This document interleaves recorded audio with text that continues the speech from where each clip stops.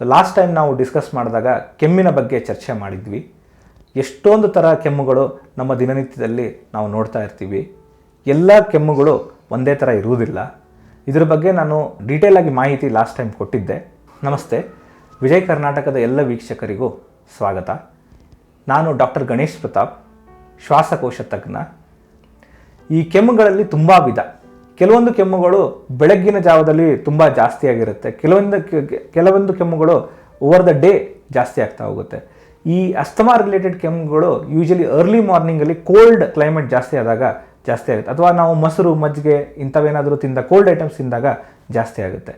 ನಿಮಗೆ ಕೆಲವು ಕೆಮ್ಮುಗಳು ಏನಾಗುತ್ತೆ, ಆಲ್ ದ ಡೇ ಇರುತ್ತೆ. ಈ ಇನ್ಫೆಕ್ಷನ್ ಬಂದಾಗ, ನಮ್ಮ ಗಂಟಲು ನೋವು ಆ ಥರ ಇದ್ದಾಗ ಕೆಮ್ಮುಗಳು ಆಲ್ ದ ಡೇ ಇರುತ್ತೆ. ಕೆಲವೊಂದು ಕೆಮ್ಮುಗಳು ಕಫ ಜೊತೆಗೆ ಬೆರೆತಿರುತ್ತೆ. ಕಫ ಬಂದಾಗ ನಾವು ವೆರೈಟಿ ಆಫ್ ಕಫ ಕೇಳ್ತೀವಿ, ಯಾವ ಕಲರ್ ಇರುತ್ತೆ ಅಂತ ಹೇಳಿ. ಈಗ ಇನ್ಫೆಕ್ಟಿವ್ ಕಫ ಇದ್ದರೆ ತುಂಬ ಸ್ಮೆಲ್ ಇರುತ್ತೆ. ಈ ಗ್ರೀನ್ ಕಲರ್ ಕಫ ಬಂತು ಅಂತಂದರೆ ಸಿಡೋಮೊನಾಸ್ ಇನ್ಫೆಕ್ಷನ್ ಅಂತ ಹೇಳ್ತೀವಿ. ಯೆಲ್ಲೋ ಕಲರ್ ಕಫ ಬಂತಂದರೆ ಸ್ಟೆಫಲೋಕೊಕಲ್ ಇನ್ಫೆಕ್ಷನ್ ಅಂತ ಹೇಳ್ತೀವಿ. ಅಥವಾ ರೆಡ್ ಕಲರ್ ಕಫ ಬಂದರೆ ಟ್ರೌಮ್ಯಾಟಿಕ್ ಕಾಫ್ ಇರ್ಬೋದು, ಅಥವಾ ಸ್ಪ್ಯೂರಿಯಸ್ ಹಿಮಾಪ್ಟೈಸಿಸ್ ಅಂತ ಹೇಳ್ತೀವಿ, ಆ ಥರ ಇರುತ್ತೆ. ಅಥವಾ ಈ ಗ್ರೀನ್ ಕಲರ್ ಕಫ ಬಂದರೆ ಸಿಡೋಮೊನಾಸ್ ಇನ್ಫೆಕ್ಷನ್ ಅಂತ ಹೇಳ್ತೀವಿ. ಅಥವಾ ಈ ರೆಡ್ ಕರೆಂಟ್ ಜೆಲ್ಲಿ ಕಫ ಅಂತ, ಕ್ಲೆಪ್ಶಿಯಲಾ ಇನ್ಫೆಕ್ಷನ್ ಅಂತ. ಒಂದೊಂದು ವಿಧವಾದ ಇನ್ಫೆಕ್ಷನ್, ಒಂದೊಂದು ಆರ್ಗ್ಯಾನಿಸಮ್ಗೂ ಒಂದೊಂದು ಕಲರ್ ಆಫ್ ಸ್ಫುಟಮ್ ಬರುತ್ತೆ.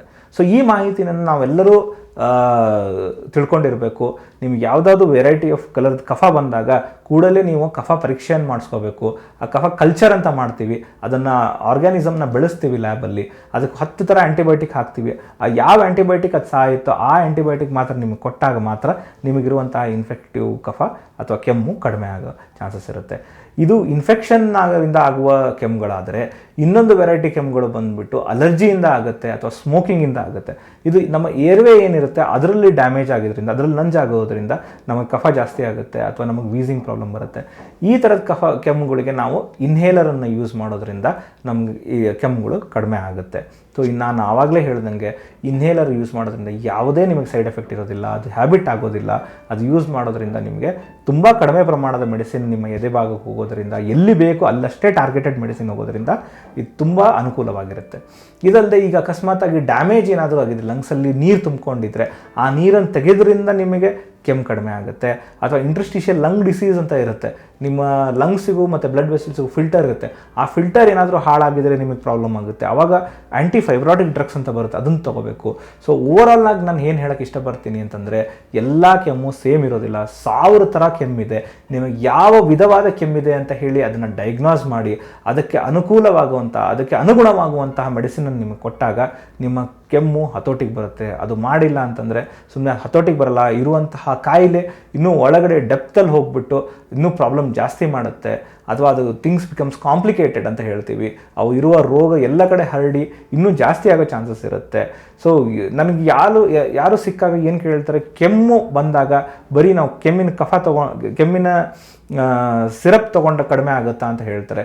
ಕೆಮ್ಮು ಸಿರಪ್ ತೊಗೊಂಡಿರೋದ್ರಿಂದ ಪೂರಾ ನೀವು ರೂಟ್ ಕಾಸ್ನ ಟ್ರೀಟ್ ಮಾಡೋಕ್ಕಾಗಲ್ಲ. ಬರೀ ಅದು ಪ್ರೊಟೆಕ್ಟಿವ್ ರೆಸ್ಪಾನ್ಸ್ ಏನಿರುತ್ತೆ, ಕಾಫ್ ಎಪಿಸೋಡ್ಸ್ನ ಕಡಿಮೆ ಮಾಡ್ತೀರ ಹೊರತು ರೂಟ್ ಕಾಸ್ನ ಟ್ರೀಟ್ ಮಾಡಬೇಕಂದ್ರೆ ಅದು ಏನು ಅಂತ ಹೇಳಿ ನೀವು ತಿಳ್ಕೊಳ್ಬೇಕು. ಅದಾದಮೇಲೆ ನಿಮಗೆ ಅದನ್ನು ಟ್ರೀಟ್ ಮಾಡೋಕ್ಕೆ ಸಾಧ್ಯ ಆಗೋದು ಅಂತ ಹೇಳೋಕ್ಕೆ ಇಷ್ಟಪಡ್ತೀನಿ. ಮನೆಮದ್ದು ಅಂತ ಕೇಳ್ತಾ ಇರ್ತಾರೆ. ಬಿಸಿ ನೀರು ಕುಡಿದ್ರೆ ಕಡಿಮೆ ಆಗುತ್ತಾ ಅಂತ ಕೇಳ್ತಾ ಇರ್ತಾರೆ. ನಾನು ಯಾವತ್ತೂ ಕೆಮ್ಮಿದ್ದವ್ರಿಗೆ ಏನು ಹೇಳ್ತೀನಿ ಅಂತಂದರೆ, ನೀರನ್ನು 100 ಡಿಗ್ರಿ ಬಾಯ್ಲ್ ಮಾಡಿ ಅದರಲ್ಲಿರುವ ರೋಗಾಣು ಕೀಟಾಣೆಲ್ಲ ಸಾಯ್ತದೆ. ಆಮೇಲೆ ಅದನ್ನ ವಾಪಸ್ ನಾರ್ಮಲ್ ಟೆಂಪ್ರೇಚರಿಗೆ ತೊಗೊಂಬಂದು ಕುಡೀರಿ. ಬಿಸಿ ನೀರೇ ಕುಡಿಬೇಕು ಅಂತ ಏನಿಲ್ಲ, ತುಂಬ ಬಿಸಿಯಾಗಿರೋ ನೀರು ಕುಡಿಬೇಕಂತಿಲ್ಲ. ಅದನ್ನು ಕಾಯಿಸಿ ಅದನ್ನು ವಾಪಸ್ ನಾರ್ಮಲ್ ಟೆಂಪ್ರೇಚರಿಗೆ ತಂದು ಕುಡಿದ್ರೆ ಒಳ್ಳೆಯದು. ಹನಿ ತೊಗೊಂಡ್ರು it is one of the good factor. But ತುಂಬ ಲೆಮನ್ ಯೂಸ್ ಮಾಡೋದ್ರಿಂದ ಕೆಮ್ಮು ಜಾಸ್ತಿ ಆಗುತ್ತೆ ಹೊರತು ಕಡಿಮೆ ಆಗೋದಿಲ್ಲ. ಬಾಳೆಹಣ್ಣು, ಪೇರು, ಆಮೇಲೆ ಸೀತಾಫಲ ಅಥವಾ ಕಲ್ಲಂಗಡಿ ಹಣ್ಣು, ಗ್ರೇಪ್ಸ್, ಇವೆಲ್ಲ ಕೆಮ್ಮನ್ನು ಜಾಸ್ತಿ ಮಾಡುವಂಥ ಹಣ್ಣುಗಳು. ಇದು ಬಿಟ್ಟು ಬೇರೆ ಆ್ಯಪಲ್, ಪೊಮೊಗ್ರಾನೇಟ್, ಪಪಾಯ ಇಂಥ ಹಣ್ಣುಗಳನ್ನೆಲ್ಲ ತೊಗೊಂಡ್ರೆ ಯಾವುದೇ ಏನೂ ತೊಂದರೆ ಆಗೋದಿಲ್ಲ. ಕೋಲ್ಡ್ ಐಟಮ್ಸ್ ಆಗಿ ಮೊಸರು, ಮಜ್ಜಿಗೆ, ಸೌತೆಕಾಯಿ, ಬಾಳೆಹಣ್ಣು ಅಥವಾ ಫ್ರಿಡ್ಜ್ ಐಟಮ್ಸ್ನ ಅವಾಯ್ಡ್ ಮಾಡಿ ಅಂತಲೇ ಹೇಳ್ತೀನಿ.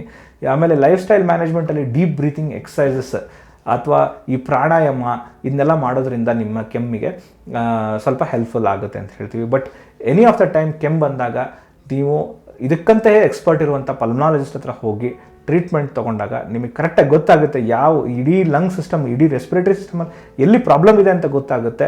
ಅದನ್ನು ಕರೆಕ್ಟಾಗಿ ಟ್ರೀಟ್ಮೆಂಟ್ ಮಾಡಿಸ್ಕೊಂಡ್ರೆ ನೀವು ಹುಷಾರಾಗಿರ್ತೀರ.